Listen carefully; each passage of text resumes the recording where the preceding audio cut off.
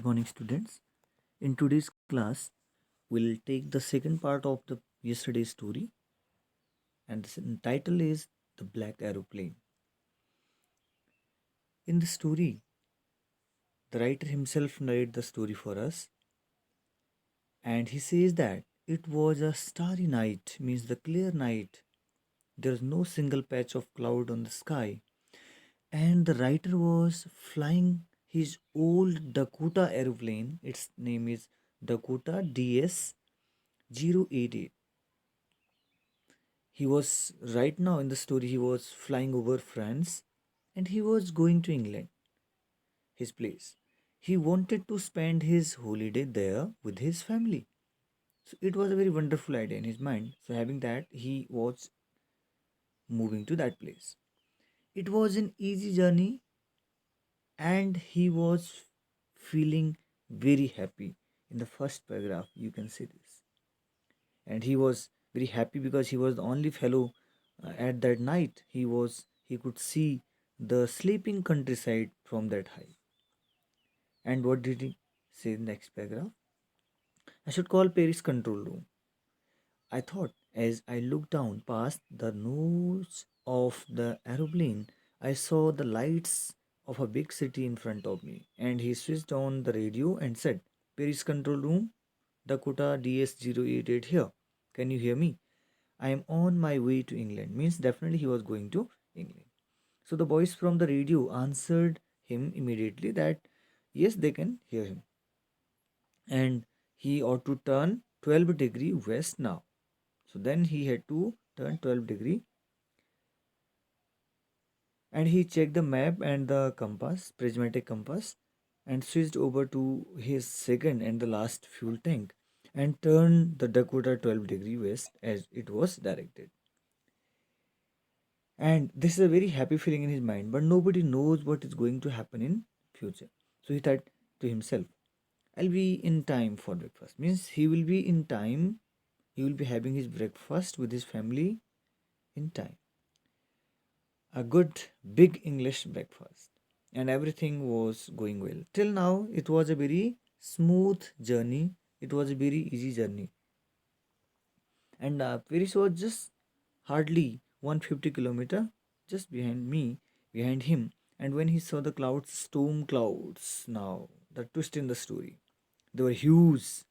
They looked like black mountains. Again, it's a very good simile. Looked like black mountains, and they were standing in front of him across the sky. So all through the sky, there were outcoming of black clouds all around.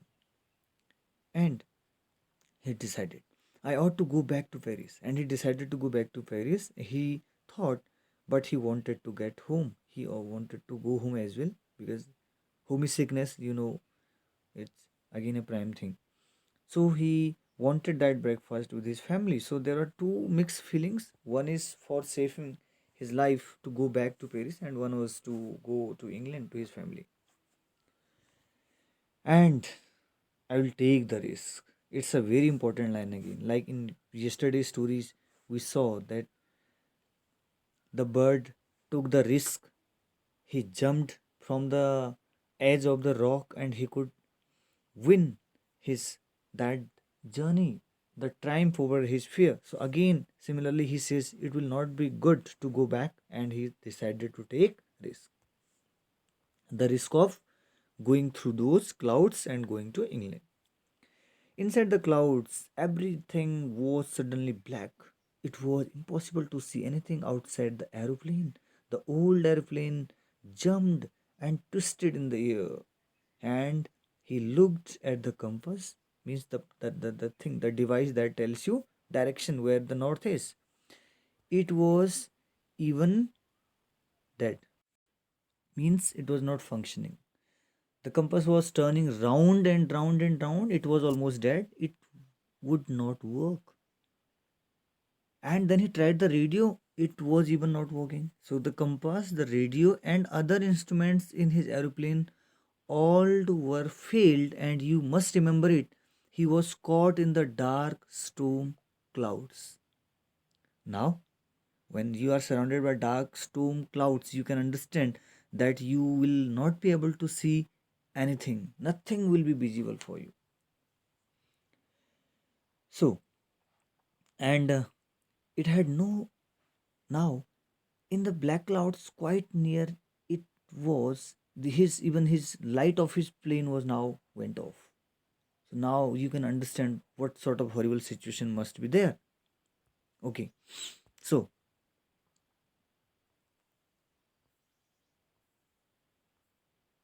here it is. Radio was dead, everything, even light were off, and he couldn't believe it where it was. Then, in the black clouds quite near him, he saw there was another aeroplane. Unbelievable. In the dark clouds, nobody would take their life in risk, but he saw another aeroplane, and it had no lights on its wings as well. But he could see it flying next to him through the storm. And he could see the pilot's face turned towards him, and he was guiding him, and he was very glad to see another person. He lifted one hand and waved, means he gave a signal that okay, he can follow him and come on. Follow me, he was saying. Follow me. He asked that he was lost, and he thought that he was helping him. He turned his aeroplane slowly to the north in front of his Dakota. He saw that he would be easier for him to follow him, and he was very happy to go behind the strange aeroplane like an obedient child. So like an obedient child, again a very good example of simile. And what he sees after half an hour, the strange black aeroplane was still there in front of him. So it was a journey of half an hour, and half an hour with aeroplane, you can understand how long distance they covered. And now, luckily, there was enough fuel to go to that or to follow that plane. And he was starting to feel frightened again, but then he started to go down and he followed him through the storm. And suddenly, he was out from that problem, that those clouds, and it was a strange in front of, there were street lights in front of him, and everything was okay, means it was a runway, an airport. So there is exclamatory marks after, means he was surprised to see that how he could cover such a tough time, and there was aero runway in front of him now. So sometimes you start something out of your confidence, and you suddenly come out of the challenges, your fate or your hallucination or your positivity supports you a lot. The same happened with the author here.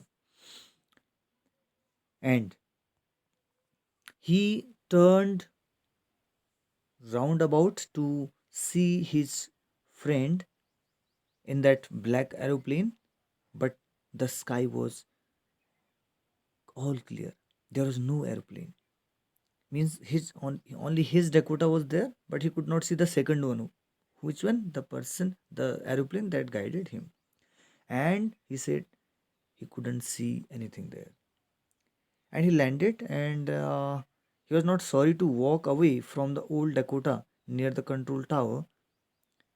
He was not sorry, means you can understand that he had a horrible journey with that plane. So he was saying that I was not feeling bad to leave his old Dakota plane. He himself called it old. So he may be old, and definitely maybe some problem maybe with that plane. So he rather felt little happy while leaving that plane. And he went to ask a woman, means in the reception in the control center, about that plane, about that pilot. Which pilot? So he went to that place and wanted to inquire about if there was any another plane landed just before him. So he wanted to thank that fellow after collecting his information. But the lady in the control room said, what, another aeroplane? She looked with a surprising look. Up there in his storm, means in this stormy weather, there could be any other aeroplane. How can the fellow imagine like this? No, no other aeroplanes were flying tonight. Yours was the only one, and I could see on the radar. And I could see on the radar means the lady could see on the radar there was only one aeroplane, not the another one. Definitely, it is a surprising thing then who guided him and how he could come safe. So, who helped me to arrive there safely without a compass or without a radio and without any more fuel in my tank? Who was the pilot on the strange black airplane flying in the storm without the lights? So, this was the very thought in the mind of writer, and he was searching its answer. He could not understand what happened with him. So now the big question comes in our mind that what do you think must have helped the narrator to reach safely? It may be some supernatural agency that helped the narrator to reach his destination safely, or there can be no particular logical answer to the mystery of his flight in the storm clouds, or it may be his positivity, his strong belief system. Sometimes you are guided by your belief, or it can be just the pilot's own hallucination. Own hallucination means HALLU. Hallucination means something that you feel, you see, but actually it is not so. Just result of your own imagine. HALLUCINATION. Hallucination. Hallucination means it is just in your imagination, imaginative figure in your own mind. That maybe helped you. That's why we generally people say that we should think positive. We should take all the time positive figures in our mind. So that may be also a reason that only could help him save. And there is one more tricky line in the text as I read it for you that time and explained. Still, I repeat it that why did he say that I landed and was not sorry to walk away from the old Dakota? This is the plane with which actually he could life save his life safely. Still, he said, I was not sorry to walk away from it. So maybe the narrator had landed safely after a horrible experience in the storm clouds. And naturally, he would be happy when he landed and walked away from his old Dakota plane. So, this is a very mystery story, I would like to say. Mystery in that sense because how his life could be saved. He had no idea about this and he checked it, confirmed it, but even the lady did not confirm it by saying that there was only one flight that stormy, risky weather that night. So that's why I called it some mystery story. So that may be his faith, or that may be his hallucination that helped him only, or in the least cases, it may be any supernatural, if you people believe in it. I hope you must have enjoyed this mysterious story. And there is one very strong title that something that we do in first time in our life means the first flight. Something that we do has always a challenge, but there are some vital experience in the lives which are very rare and very unique, though they give initial jerks, initial toughness, but their experiences, their memories are all the time in a sweet way. Thank you for enjoying this chapter. We'll give you some assignment today. Please do that and complete your NCRT exercise in your fair copy. Thank you.